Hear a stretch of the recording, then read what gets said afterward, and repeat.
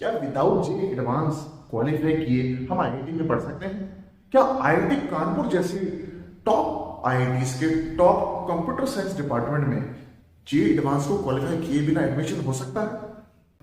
4 नवंबर 2024 mark कर लीजिएगा इस तारीख को। इस दिन एक हिस्टोरिक डिसीजन लिया गया है आईआईटी कानपुर की तरफ से, और वो ये है कि अब आपको जे एडवांस देने की जरूरत नहीं है आईआईटी कानपुर के टॉप कोर ब्रांचेस में पढ़ने के लिए। लेकिन ऐसा नहीं है कि कोई भी एडमिशन ले सकता है। एक बड़ा ही कमाल का आईआईटी कानपुर ने डिसीजन लिया है। इस वीडियो में हम आपके साथ वो सारा कुछ डिस्कस करने जा रहे हैं कि अगर कोई बच्चा सिर्फ किसी एक टॉपिक में बहुत महारत हासिल किए हुए और उस एक टॉपिक में वो ओलंपियाड जैसे एग्जाम को क्रैक किए हुए है, तो आईआईटी कानपुर उन सभी स्टूडेंट्स के लिए एक बड़ा ही बेहतरीन मौका लेके आ रही है। आप सभी को इजाजत मिलेगी आईआईटी कानपुर में पढ़ने की टॉप ब्रांचेस में।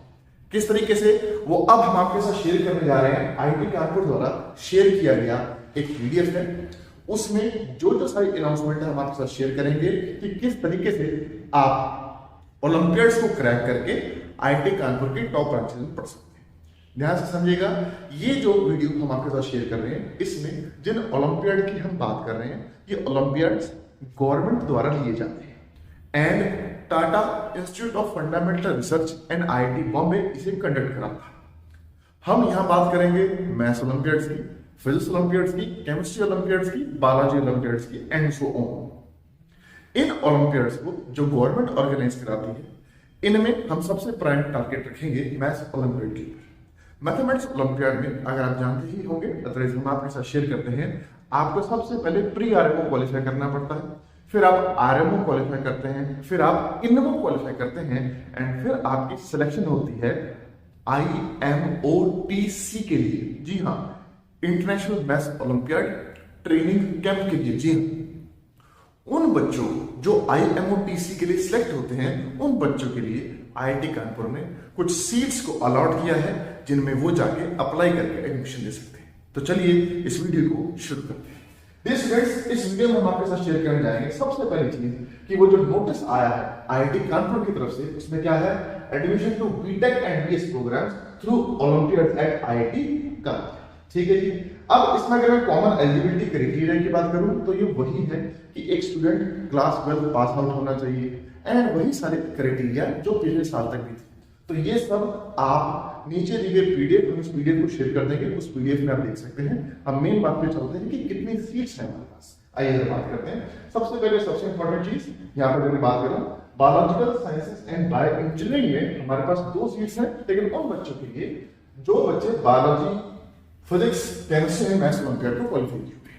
ठीक है जी। उनमें 1 candidate will be selected through the maths olympiad and 1 candidate from the biology, physics और chemistry olympiad।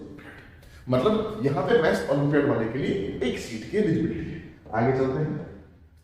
देखिए, computer science department most sort out department. देखिए, कंप्यूटर साइंस डिपार्टमेंट में 6 सीट्स हैं। जी हाँ, 6 सीट्स हैं और इनके लिए olympiad in mathematics and informatics के लिए, जिसमें से 3 candidates will be selected through the mathematics olympiad and 3 candidates will be selected from the informatics olympiad। ठीक है जी, आगे चलते हैं। नेक्स्ट है केमिस्ट्री डिपार्टमेंट में, ऑफ कोर्स ओलंपियाड केमिस्ट्री का ही रहेगा, वहां पे 2 सीट्स अलॉट की गई हैं।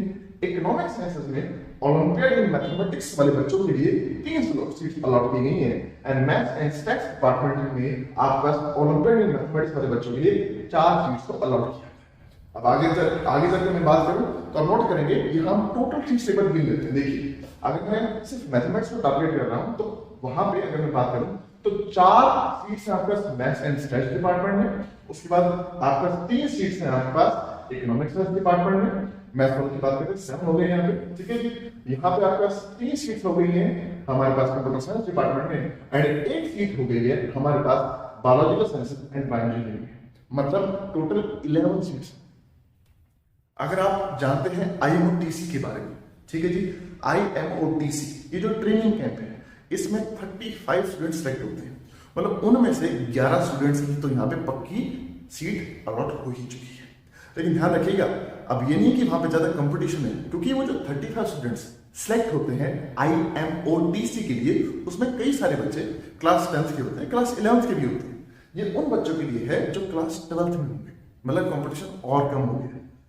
मतलब ये हिस्टोरिक डिसीजन लिया है आईआईटी कानपुर ने। ठीक है जी, आई होप इस वीडियो ने आपको काफी कुछ अभी तक सिखा दिया होगा। आप इसके बारे में और पढ़ना चाहेंगे तो ये पीडीएफ हमने इस वीडियो के नीचे शेयर किया हुआ है, आप इसे आराम से पढ़ सकते हैं। अब कई बार ऐसी चीज जब एकदम से निकल के आती है तो कई बार हैरानी होती है कि सर ऐसा हुआ क्यों। देखिए, वैसा तो एक हिस्टोरिक डिसीजन आईआईटी कानपुर के द्वारा, बट इसके होने के पीछे जो हमें लग रहा है मोटे मोटे जो 2-3 कारण हैं वो हम आपके साथ शेयर करते हैं। सबसे पहला मेन कारण, जिस तरह से आपको पता ही होगा, अभी रिसेंटली जो इंटरनेशनल मैथ्स ओलंपियाड हुआ है उसमें हमारे देश के बच्चों ने बहुत अच्छा परफॉर्म किया है। 4 गोल्ड मेडल आए हमारे, उसमें से एक गोल्ड मेडलिस्ट की अगर मैं बात करूं, बड़े ही हमारे जो इंटेलिजेंट स्टूडेंट रहे हैं, रोशिल माथुर। जी हाँ, रोशिल माथुर एक बड़ा ही इंटेलिजेंट स्टूडेंट है जिसने मैथ्स ओलंपियाड में गोल्ड लिया। आपको जान के बड़ी खुशी भी होगी और हैरानी भी होगी, उन्होंने आईआईटी जे का एग्जाम ही नहीं दिया था क्योंकि उनको मैथ्स पसंद था। फिजिक्स केमिस्ट्री में वो ज्यादा नहीं जाना चाहते थे, जितना प्लस 2 में उन्हें आता था वो उतना ही करना चाहते थे। तो उन्होंने आईआईटी जे का एग्जाम ही नहीं दिया, वो ऑक्सफोर्ड यूनिवर्सिटी लंदन में जाके उन्होंने एडमिशन लिया और उन्हें मिलना भी था, वो तो गोल्ड मेडलिस्ट थे।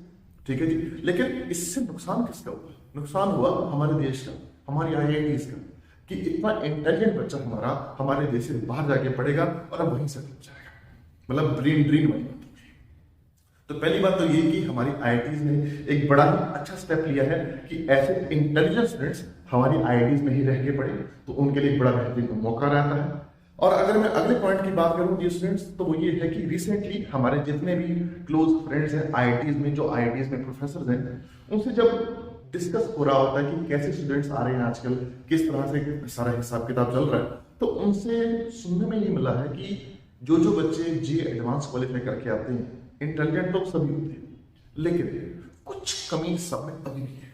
और वो कुछ कमी जब हमने थोड़ा और पूछने की कोशिश की, उन्होंने कहा कि अब आईआईटीज में जीनियस नहीं आते, ऐसा लगता है कि कोई तैयार किया हुआ माल है जो हमें पेश कर दिया गया है।